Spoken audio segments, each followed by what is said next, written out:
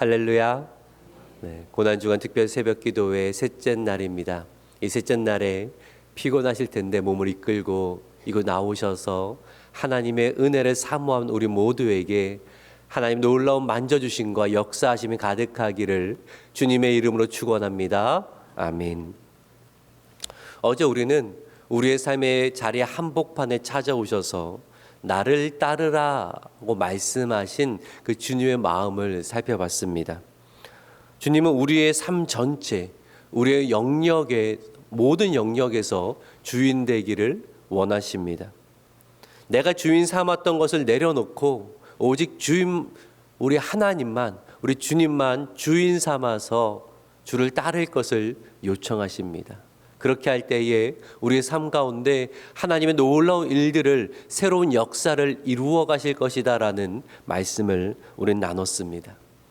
주님을 따르는 거 여전히 쉽지 않은 숙제입니다. 모든 영역에서 오직 하나님만 주인 되는 삶을 살아가는 거 결코 쉽지 않습니다. 그런데 오늘 본문에서 우리 주님은 또 하나 우리에게 어려운 말씀을 주셨습니다. 그것은 너희 원수를 사랑하라입니다. 너희 원수를 사랑하라. 사실 우리는요, 가까운 사람, 그나마 나를 좀 이해해주고 나를 좋아해주는 사람도 온전히 사랑하는 것이 쉽지가 않습니다. 그런데 우리 예수님께서는 원수도 사랑하라, 너희 원수를 사랑하라, 이렇게 말씀을 하셨다라는 거예요. 왜 그럴까요? 아니 주님, 나 가까운 사람 사랑하는 거 참 힘이 드는데 꼭 그렇게까지 해야 됩니까? 어떻게 내가 원수도 사랑할 수가 있습니까? 라는 그러한 질문이 생깁니다. 오늘 이 말씀을 우리가 함께 나눌 때에 저는 두 가지 질문을 가지고 말씀을 같이 생각해 보려고 합니다. 첫 번째는 왜 우리는 사랑하는 것이 어려울까? 두 번째는 그렇다면 어떻게 우리는 원수까지도 사랑할 수가 있을까? 이 질문을 통해서 우리가 주님의 지혜를 구하고 그리하여서 우리의 사랑의 마음이 가득하여지는 귀한 은혜가 있기를 주님의 이름으로 축원합니다. 아멘. 그러면 우리는 왜 사랑하는 것이 어려울까요? 사랑을 원치 않는 사람은 없습니다. 누구나 사랑받고 싶고 또 사랑하며 살고 싶어 합니다. 이 겉으로 보면 단순한 것 같지만 실제로는 그렇게 단순하지가 않습니다. 사랑을 받는 것도 그렇고요. 사랑을 하는 것도 때로는 참 힘들게 느껴질 때가 많이 있다라는 거예요. 저는 그 이유가 우리 안에 깊이 자리 잡고 있는 욕구에서 비롯된 것이다라고 생각을 합니다. 우리 모두는요, 사람들이 나를 좋아해주고 나를 인정해주기를 바라는 아주 강한, 떨쳐버릴 수 없는 욕구가 있습니다. 사람들이 나를 어떻게 생각할까? 내가 하는 말을, 내가 하는 일을 사람들이 좋아해 줄까? 우리는 끊임없이 마음속에 이러한 질문을 하고는 합니다. 이런 욕구에서 자유로웠으면 참 좋겠는데 그러기가 쉽지가 않죠. 이 자리에 설교하고 있는 저도 마찬가지입니다. 제가 겸손에 대해 설교하고 난 다음에 어떤 생각이 떠오르는지 아십니까? 사람들은 이 설교를 좋아해 줄까? 그런 마음이 떠오른단 말이 참 쉽지가 않습니다. 그렇다면 우리는 왜 이런 욕구에서 자유롭지를 못할까? 이 욕구는 도대체 어디에서 비롯된 걸까요? 여러 심리학의 책들을 이렇게 보면 비슷하게 이야기하는 것이 있는데 이러한 욕구가 우리의 상처에 뿌리를 두고 있다라는 것입니다. 우리는 살아오면서 정말 인정받고 싶었던 사람에게 인정받지 못한 아픈 경험을 갖고 있습니다. 내가 기대했던 사람에게 거절당했던, 외면당했던 아픔이 우리의 마음 깊숙이 자리 잡고 있습니다. 이러한 상처들이 늘어날 때마다 우리는 우리 존재에 대한 의문을 가지게 될 때도 있죠. 나는 정말 소중한 존재일까? 나는 이 세상에서 가치 있는 사람일까? 나 같은 사람을 온전히 받아줄 곳이 정말로 있을까? 우리의 상처가 깊어지면 그것이 분노가 되어 돌아오기도 합니다. 나를 인정하지 않고 나를 사랑하지 않았던 그 누군가를 향한 분노의 마음이 내 안에 가지게 된다라는 거죠. 또는 다시는 그런 상처를 받지 않기 위해서 마음을 닫고 사람들과 거리를 두기도 합니다. 어떤 경우에는 내가 원하는 이 빈 것을 채우기 위해서 가까운 사람을 조정하려고 합니다. 그가 줄 수 없는 것을 요구하면서 그에게 상처를 줄 때도 있다라는 거예요. 이런 욕구는 또 다른 상처를 만들고 그 상처는 또 다른 욕구를 만들어냅니다. 이 고린을 반복하면서 어쩌면 우리를 더욱 지치게 만드는 것 같습니다. 우리는 결심을 하죠. 이제 누구에게도 상처받지 않겠다. 또 누구에게도 상처를 주지 않겠다. 그런데요, 그게 쉽던가요? 내 마음을 아프게 하는 말들을 우리는 종종 듣습니다. 자녀가 엄마 아빠는 나에게 관심이 없어. 엄마 아빠가 도대체 뭘 알아? 이런 말을 들을 때가 있습니다. 믿었던 친구에게서 넌 정말 나를 실망시켰다. 난 너를 보고 싶지 않다라는 말을 들을 때도 있고요. 배우자가 말하기를 우리는 서로 사랑하는 것 같지 않다. 이런 말을 할 때도 있습니다. 사랑받고 사랑하고 싶은데 사랑이 우리에게 두렵고 버거운 것으로 다가오는 경우가 많다라는 거예요. 그런데 오늘 본문에서 우리 주님은 뭐라고 하세요? 원수를 사랑하라. 아니 주님, 가까운 사람을 사랑하고 사랑받는 것도 이렇게 힘든데 어떻게 원수까지 사랑하라고 하십니까? 우리 주님은 감당할 수 없는 짐을 지워주시려는 걸까요? 아니요. 우리 주님 그런 분이 아닙니다. 근데 왜 우리에게 원수를 사랑하라는 이 어려운 과제를 주시는 걸까요? 어떻게 원수를 사랑할 수 있는 걸까요? 좀 그 부분을 성경을 통해서 생각을 해보려고 하는데요. 성경이 제시하는 해답은 이것입니다. 처음 사랑에 접속하라. 처음 사랑에 접속하라. 예수님은 사랑하는 것도 사랑받는 것도 서툴고 상처받는 우리를 찾아오셨습니다. 그리고 그 얽히고 설킨 욕구와 상처의 사슬을 끊어내시고 우리를 자유하게 원하시는데 이를 위해 우리 주님이 알려주신 것이 있습니다. 그게 뭐냐면 우리가 누군가를 사랑하기 전에, 우리가 누군가에게 사랑받기 전에 이미 우리는 하나님께 사랑받는 존재라는 겁니다. 내가 누군가를 사랑하기 전에, 내가 누군가에게 사랑받기 전에 이미 나는 하나님께 사랑받는 존재라는 거예요. 사도 요한은 이렇게 선포합니다. 요한에서 4장 10절과 11절의 말씀을 우리 같이 한번 읽어볼까요? 시작. 우리가 하나님을 사랑한 것이 아니요 하나님이 우리를 사랑하사 우리 죄를 속하기 위하여 화목제물로 그 아들을 보내셨음이라. 사랑하는 자들아, 하나님이 이같이 우리를 사랑하셨은즉 우리도 서로 사랑하는 것이 마땅하도다. 아멘. 우리가 십자가를 묵상할 때에 우리가 무엇을 알게 됩니까? 내가 사랑하기 전에, 내가 누군가 사랑받기도 전에 하나님 이미 나를 사랑하기로 작정하시고 독생 예수 그리스도를 십자가에 내어놓으셨다라는 그 사실입니다. 내 상황이 어떠하든, 사람들이 나를 어떻게 대하든, 직장에서 나를 어떻게 대하든, 학교에서 나를 어떻게 대하든, 심지어 교회에서 나를 어떻게 대하든 나는 이미 하나님께 사랑받는 존재라고 성경 우리에게 말씀하고 있습니다.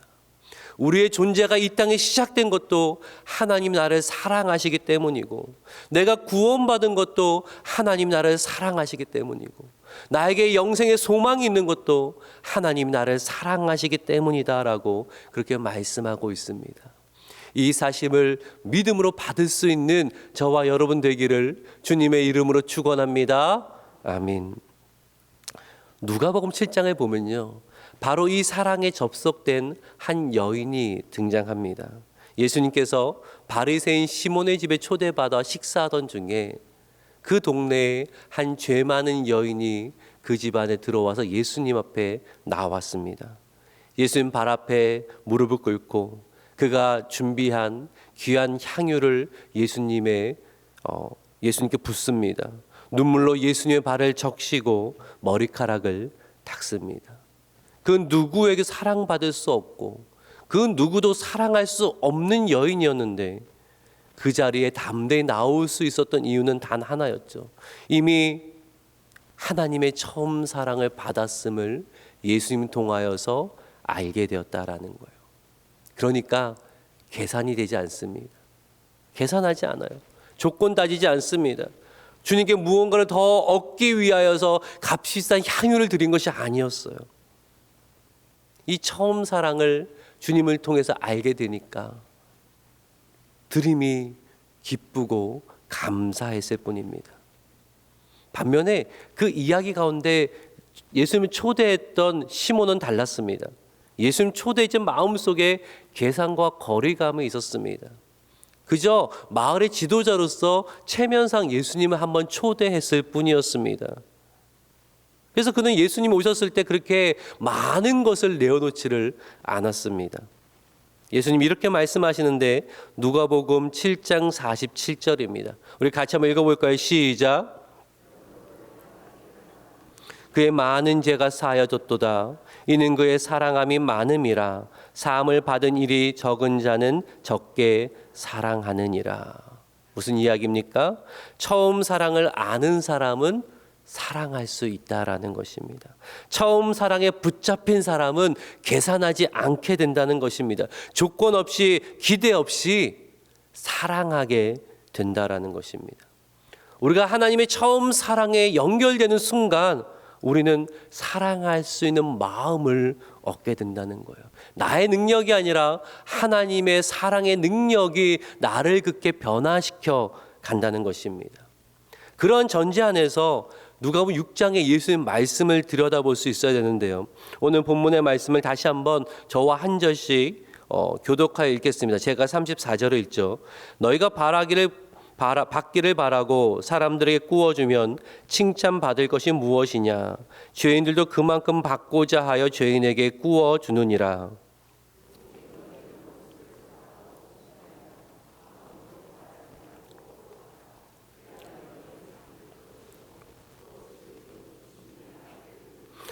그는 은혜를 모르는 자와 악한 자에게도 인자하시니라. 아멘. 이는 예수님께서 하나님의 사랑을 모르는 자들에게 하신 것이 아니라 하나님의 사랑을 아는 자들에게 하신 겁니다. 하나님의 사랑을 경험한 자들에게 하시는 말씀인 겁니다. 그러면서 무엇을 기억해야 되냐면 하나님은 은혜를 모르는 자와 악한 자에게도 인자하시다라는 겁니다. 하나님께는 원수가 없다라는 겁니다. 원수가 어떤 사람입니까? 내 마음속에 정한 사람입니다. 내 마음속에 정한 사람이 원수지 그가 하나님께도 원수는 아니라는 거예요. 왜냐하면 하나님 모든 사람을 사랑하시고 하나님은 모든 사람을 구원받기를 원하시는 인자하신 분이시기 때문이라는 거예요. 그래서 하나님은 그 사랑을 당신의 사랑을 온 세상에 흘러보내기를 원하시는데 누구를 통해서요? 하나님의 사랑을 아는 저와 여러분을 통하여서 그 사랑을 흘러보내기를 원하신다라는 거예요. 우리에게 주어진 사명이 있는데 사랑의 전달자입니다. 세상의 사랑 말고요. 세상의 사랑은 지극히 계산적입니다. 내가 무언가를 주면 받아야 되는 그러한 사랑입니다. 하지만 하나님께서는 그런 사랑이 아니라 하나님이 보여주신 그 사랑, 처음 사랑을 아는 자가 그 사랑을 전하는 사명을 감당하기를 원하신다라는 거예요. 이 전달자가 내 마음대로 사람을 택해 전달하면 되겠습니까? 그럼 배달을 하는 분이 내가 좋아하는 집은 배달을 2개 해주고 내가 안 좋아지면 그 배달의 품목을 쏙 빼버리면 그거 어떻게 합니까? 안 되는 거죠. 하나님 우리를 사랑의 전달자로 부르셨습니다. 근데 내 마음 가운데 누구는 되고 누구는 안 된다고 내가 정해버리고 하나님의 뜻을 무시해버린다면 그것은 하나님 마음을 아프게 하는 것입니다. 우리는 그 사실을 꼭 기억해야 된다라는 거예요. 사도 요한은 놀라운 이야기를 하는데요. 요한에서 4장 12절의 말씀을 같이 한번 읽어볼까요? 시작.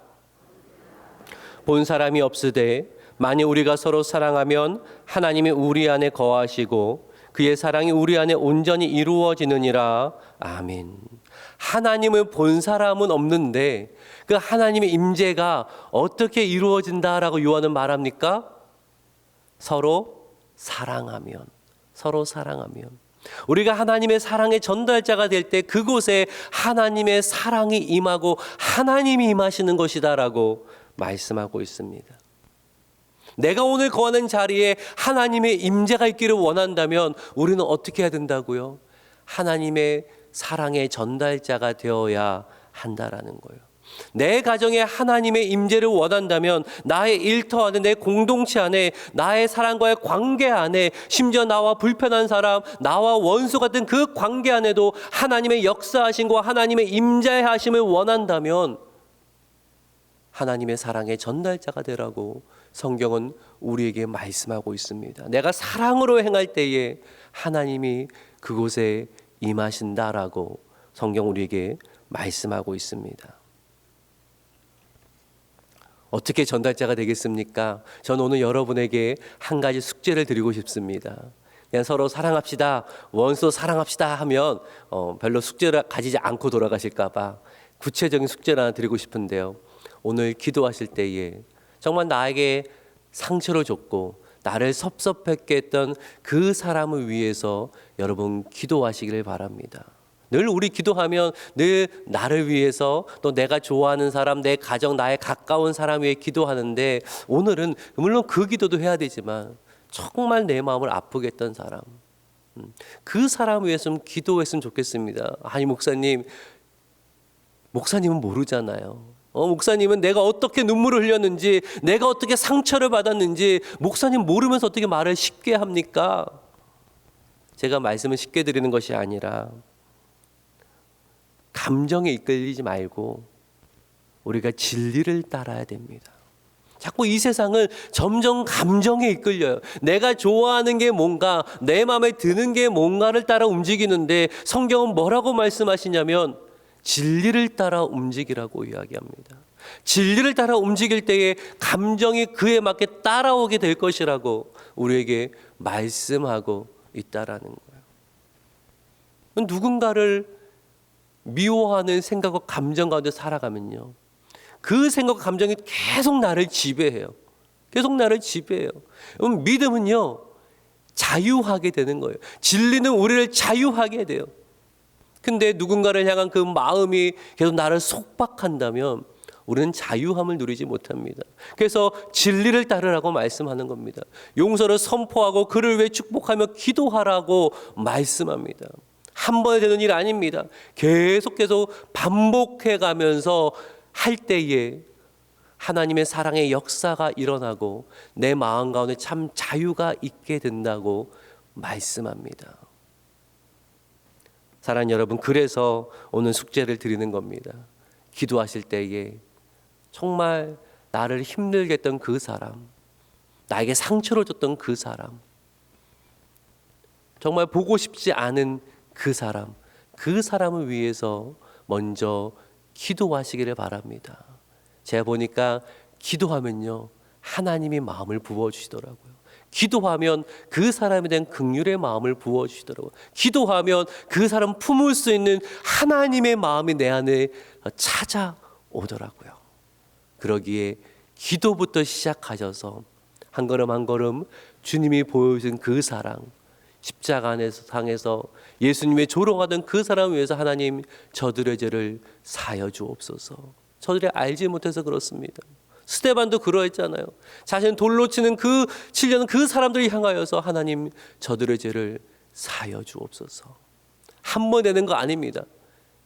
매일매일 기도를 통하여서, 매일매일 용서를 통하여서, 매일매일 진리를 따라감으로 그렇게 자유한 자가 될 수 있는 것입니다.